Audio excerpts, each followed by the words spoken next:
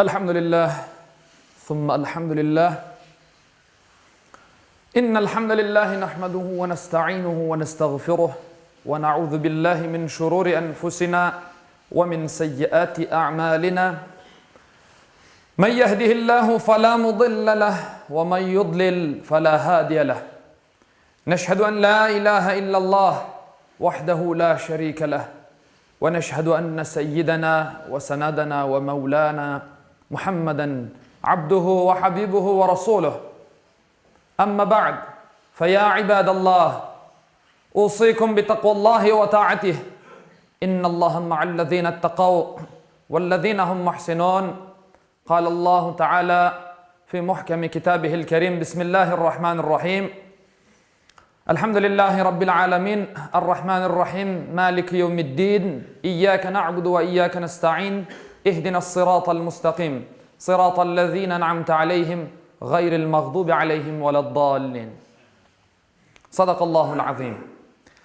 Saygılı ve muhterem Müslümanlar, hürmetli cemaatim, Allah Teala insanı yaratkandan son onun bu dünyada insan gibi yaşaması için Kur'an-ı Kerim indirgendir.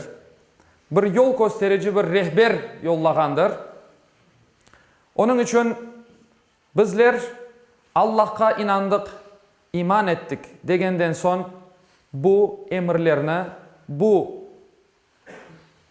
emir ve yasaklarını yerine getirmekle mükellefmiz.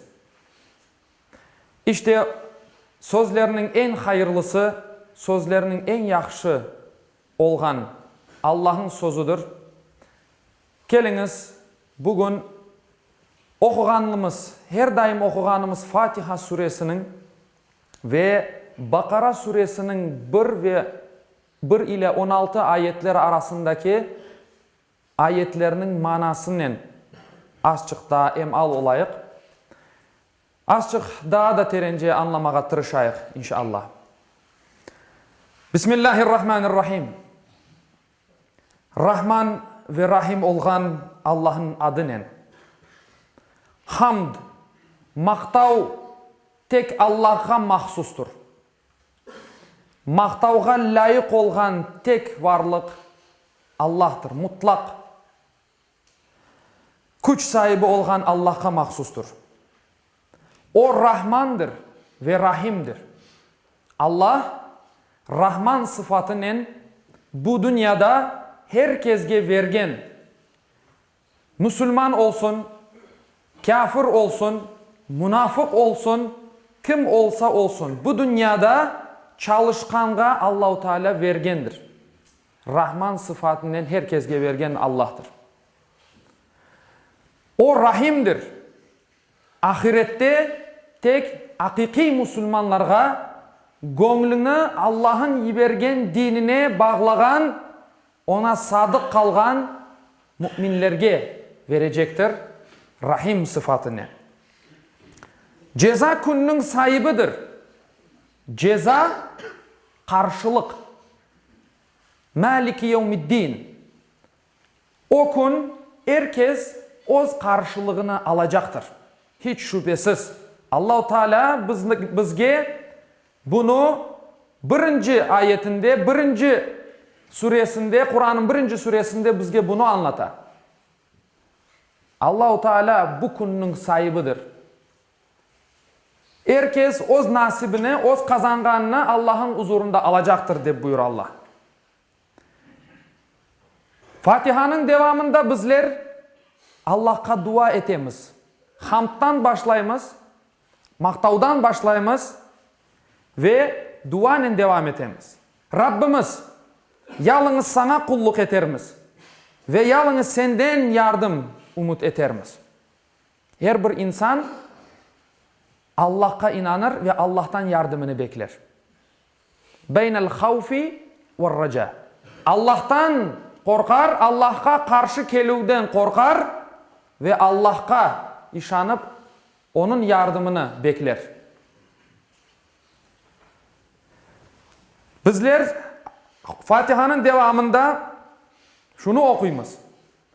Özlerini lütuf ve ikram etken kimselerinin yolunu, açuğuna uğraganlarının ve sapkanlarının yolunu değil, senin açuğlangan insanların sırasına bizni kırgızme. Senin lütuf ve ikram verdigin kulların sırasına bizni kırgız dep duada bulunamız Allah'a.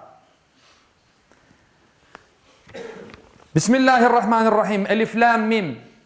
Bu ayetler hurufu mukatta'adandır. Yani manasını mutlak bilgi sahibi olan Allah'ın yanındadır. Bunun bilgisi farklı çeşit, farklı şekillerde bunun meali ve tefsiri yapılır. O kitap, Kur'an, ondan asla şüphe yoktur diye Allah. O muttakiler, Allah'tan korkup günahtan sakınganlar için yol gösterici bir kitaptır. Hiç şüphe yok. Bir müellifin yazgan eserinden şüphe duyulabilir. Bu adam doğrusunu yazdı mı, yanlış yazdı mı, malumatını kaydan aldı dep sorabiliriz. Ama Allah diyor ki bu kitap öyle bir kitap ki bu kitaptan asla şüphe etilmez. Bütün bilgiler kesindir. Bu bilgilerin içinde Allah, peygamber inancı, ahiret inancı, bütün her şey haktır.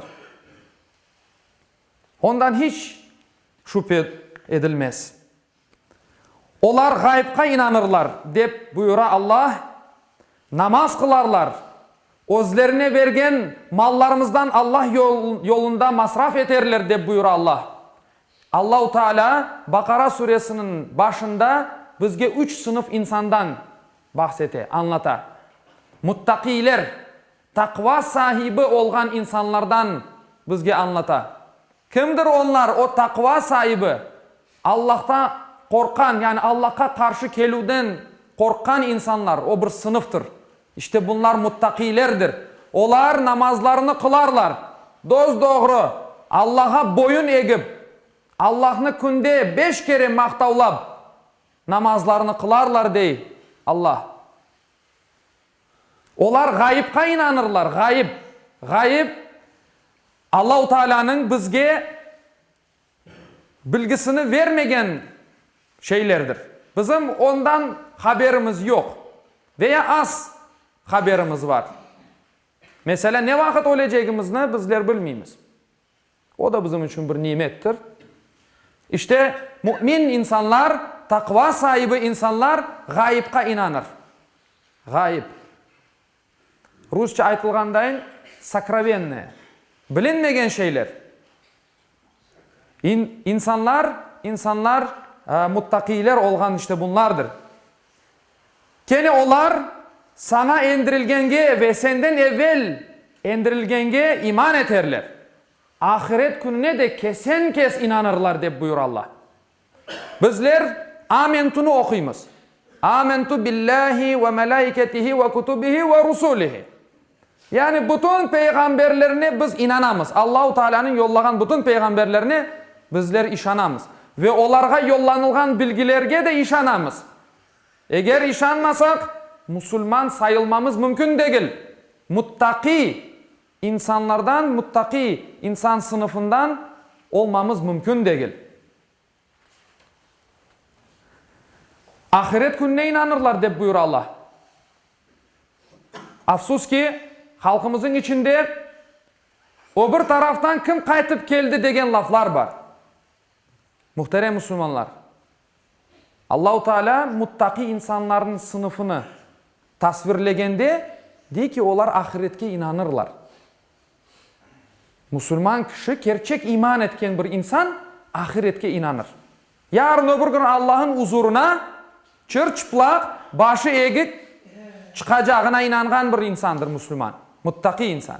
Ama öbür taraftan kim kaytıp geldi degenimizde Allah saklasın bizni dinimizden çıkarabilecek sözlerdir bunlar. Bularga çok dikkat etmek gerekmiz. İşte onlar Rablerinden kelgen bir hidayet üzerindedirler ve kurtuluşka erişkenler de yalnız onlardır diye Allah. Allah Teala di ki bu insanlar doğru yolunu taptılar. Onlar doğru yol üstündedir. Ve gerçek manada kurtulgan, cehennem azabından kurtulgan, Allah'ın rahmetini kazangan insanlar işte bu insanlardır.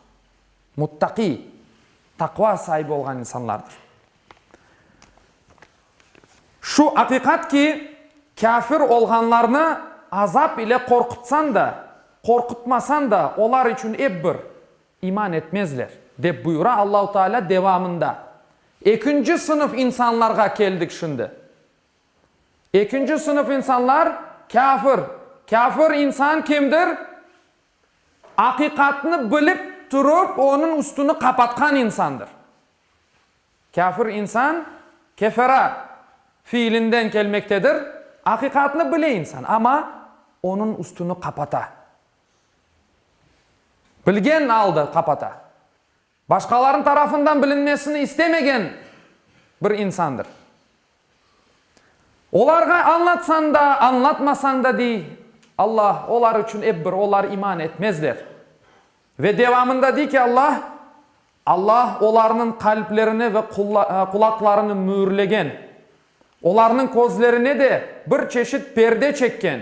Ve onlar için dünyada ve ahirette büyük bir azap vardır. İnsanga aytasın, anlatasın, din budur, Allah şudur, peygamber budur, ahiret inancı budur.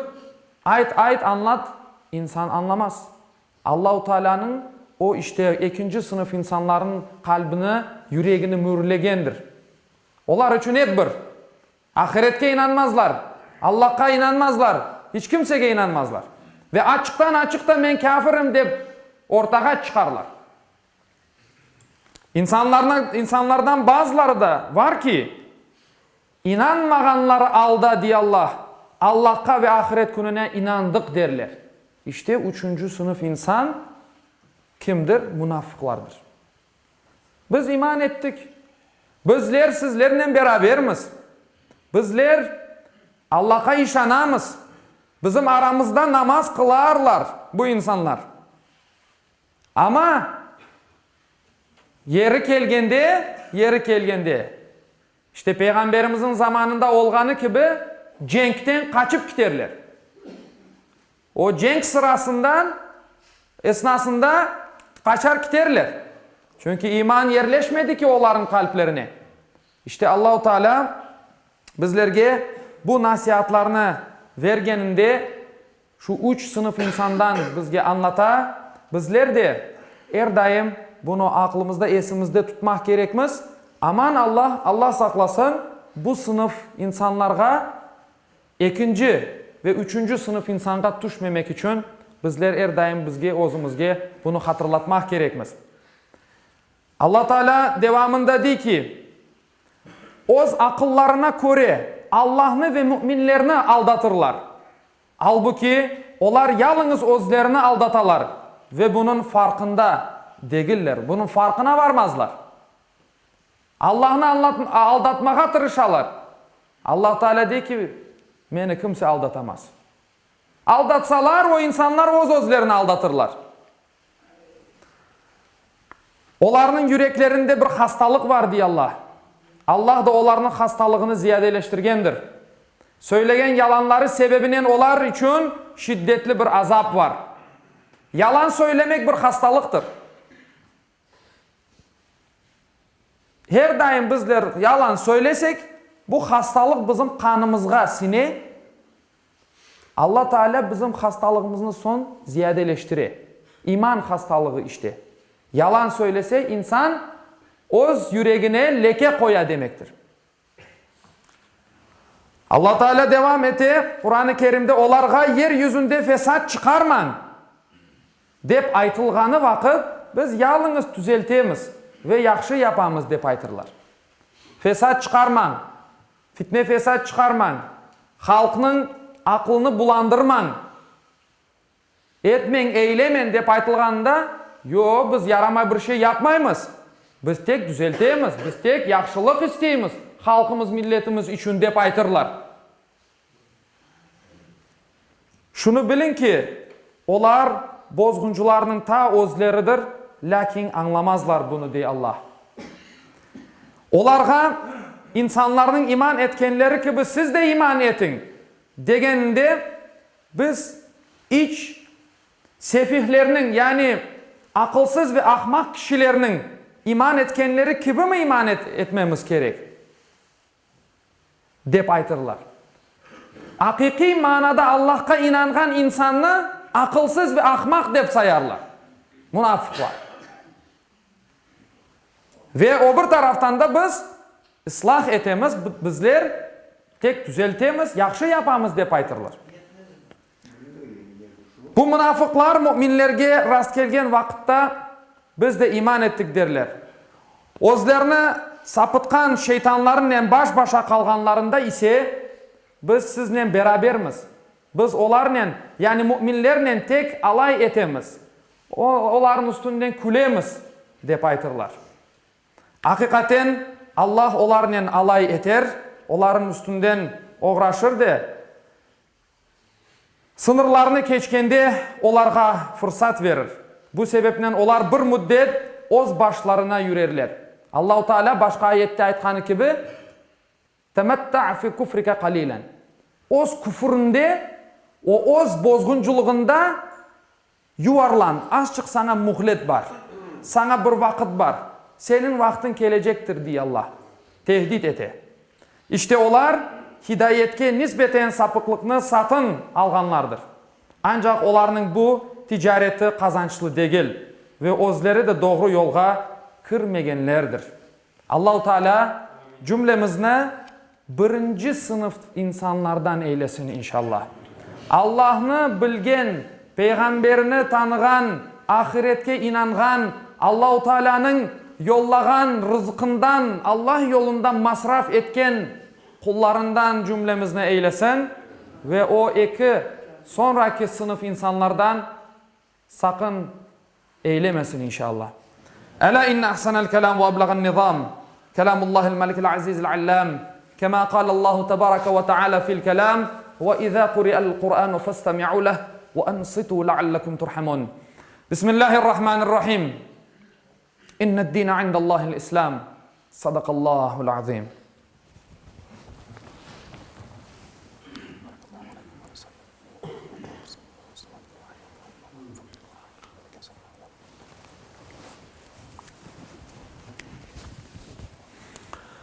Elhamdülillahi hamdel kâmilin ve salatu ve selamu ala Resulina Muhammedin ve ala alihi ve sahbihi ecma'in. تعظيما لنبيه وتكريما لفخامة شان شرف صفي فقال عز وجل من قائل مخبرا وآمرا إن الله وملائكته يصلون على النبي يا أيها الذين آمنوا صلوا عليه وسلموا تسليما اللهم صل على محمد وعلى آل محمد كما صليت على إبراهيم وعلى آل إبراهيم إنك حميد مجيد اللهم بارك على محمد وعلى آل محمد كما باركت على إبراهيم وعلى آل إبراهيم إنك حميد مجيد اللهم وارض عن الأربعة الخلفاء سيدنا أبي بكر وعمر وعثمان وعلي ذوي الصدق والوفاء وعن الأنصار والمهاجرين والتابعين إلى يوم الجزاء وعن كافة المؤمنين والمؤمنات والمسلمين والمسلمات الأحياء منهم والأموات بفضلك ورحمتك إنك سميع قريب مجيب الدعوات برحمتك. عباد الله إن الله يأمر بالعدل والإحسان وإيتاء ذي القربى وينهى عن الفحشاء والمنكر والبغي يعظكم لعلكم تذكرون ولذكر الله أكبر والله يعلم ما تصنعون. Muhterem Müslümanlar, okuğanım ayette Allah-u Teala buyura ki, şüphesiz Allah adaletini, yaxşılık yapmakını ve soy sopka yardım etmekini emir eter. Edepsizlik, fenalık, isyan etip zulüm işlemekini de yasaklar. Tuşunup uymanız için sizlerge ögüt, nasihat verir. Muhterem Müslümanlar, bir ilanımız olacaktır. 4 fevral günü inşallah büyük onlarda Ahmethan Sultan'ın hatırasına bir milli kureş merasimi geçirilecektir. Barmak istegenler için Park Trinyova'dan avtobus gidecek, alıp ketecek ve alıp kaytacak merasim sonunda. Barmak istegenler için avtobus taksis etilgendir. Dikkatinizge duyurulur. Saat 8'de sabah avtobus Trinyova Park'ın o yerden koçecektir. Cumanız hayırlı ve mübarek olsun.